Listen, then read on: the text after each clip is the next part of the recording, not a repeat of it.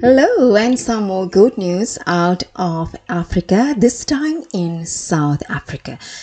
Energy has been a huge problem in South Africa, especially electricity, and load shedding is the reality. There's actually a joke.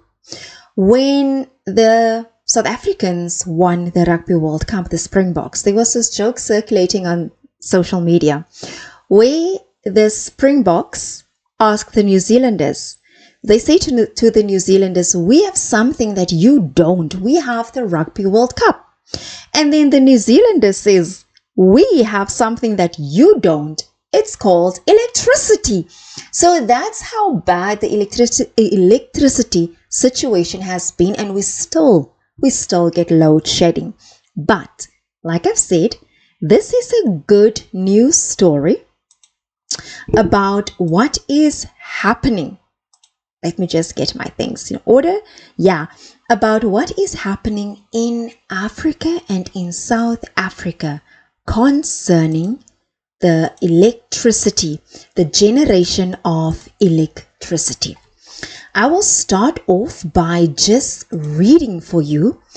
And the biggest battery storage in Africa has been built. The Hex Battery Energy Storage System project. It was launched by Eskom, the state-run power utility of South Africa, and this project, it was launched on the 10th of November, which was this passing Friday. Am I right? Yo, the days go so fast. It's called the Battery Energy Storage System, or the BESS initiative.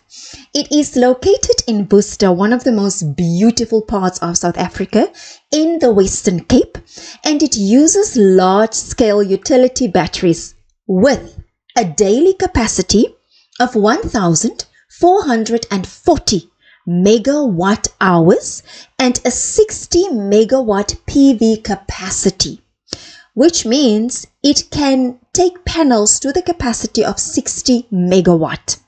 It can store enough energy to power a South African town with almost 100,000 people for about 5 hours. This is part of Eskom's flagship Battery Energy Storage System initiative, also known as BESS. It aims to address the electricity crisis and diversify the energy mix in South Africa.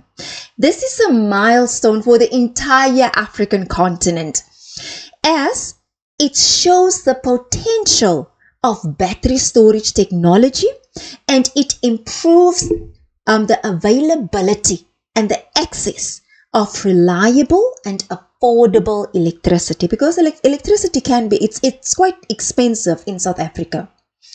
Eskom plans to install another 833 megawatt storage capacity at 8 Eskom distribution substation sites across KwaZulu-Natal, Eastern Cape, Western Cape, and Northern Cape by March 2024. The project has also created employment for about 250 people, and they support 12 early childhood centers with playgrounds and educational material. Now that is a feel-good story we need to hear more of. So now Eskom says this is the first phase. They launched this project as part of an energy mix that it's very much needed in South Africa, where we need a mix of coal. We are using a mix of coal, nuclear, and renewable energy. And the problem has always been the storage of the electricity that was generated, the size of the batteries. So now they have launched this battery energy storage system. Next up is the wind turbines in the Roggeveld in South Africa. The wind turbines, it's part of the Roggeveld Winter Farms. It's already operational and it started last year in March 2022. It is a 147 megawatt wind power plant, and it began commercial operations in March 2022, like I've just mentioned. It is owned by Building Energy. Hey, that's a cool name. It's owned by Building Energy. It's a subsidiary of Red Rocket, a fully integrated African independent power producer. The wind farm is also located in the Western Cape. It is north of the town of Maatjiesfontein. It's a little dorpie in Western Cape, in the Central Karoo District Municipality in the Western Cape Province. The wind farm, it is on the border between the Northern Cape Province and the Western Cape Province.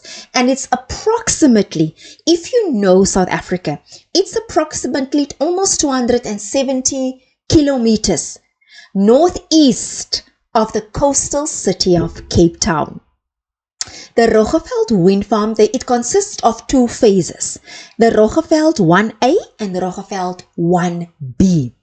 Phase 1 has 40 turbines with 3.15 megawatt capacity. And the phase 2 has 7 turbines with 3 megawatt nameplate capacity each. It's manufactured by Nordex, a German company that specializes in electric wind turbines. The energy that they generate is then sold to Eskom, the state-run power utility or state-run power entity of South Africa. And this is part of a 20-year power purchase agreement. It's the Roggeveld wind farm is one of the biggest wind farms in South Africa. And it shows the potential of renewable energy to improve access to reliable and affordable electricity for millions of households. And of course, they also did their social responsibility. They employ 250 people again in the community, and they supported as well playgrounds and educational material. So there you have it, another feel-good story of what is happening in Africa. So electricity, power generation is a huge, huge problem. And there has been endless debates in South Africa about which one is the most, which one is the best. But the reality is, towns have grown, countries have grown.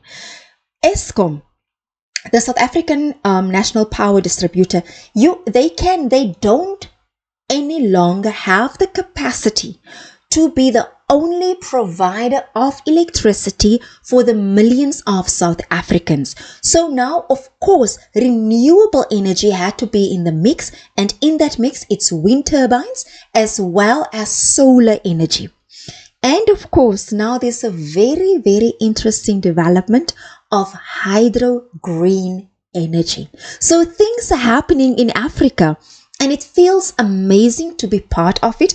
And normally when I come on the show to talk about anything related with the government of South Africa, I just found a reason to complain, but this gives me something to be positive about.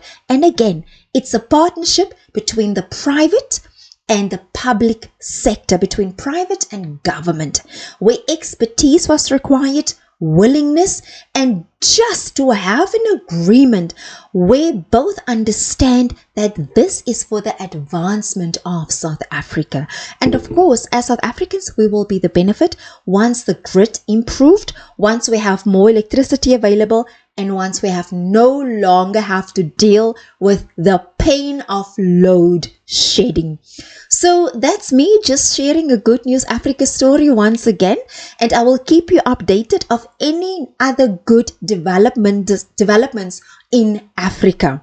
We are tired of negative stories, but of course now and then I will still be negative, and but for the most part, I will try my utmost to deliver positive African stories. Please like, share, subscribe, and most of all, comment. The comments do make a difference. It shows me what it is that resonate with the viewers, with the subscribers, what it is that you would like to know more of. And of course, it opens up the space to debate, to disagree, to talk, and to share experiences. So Africans, let's do this for Africa. Thank you so much for watching.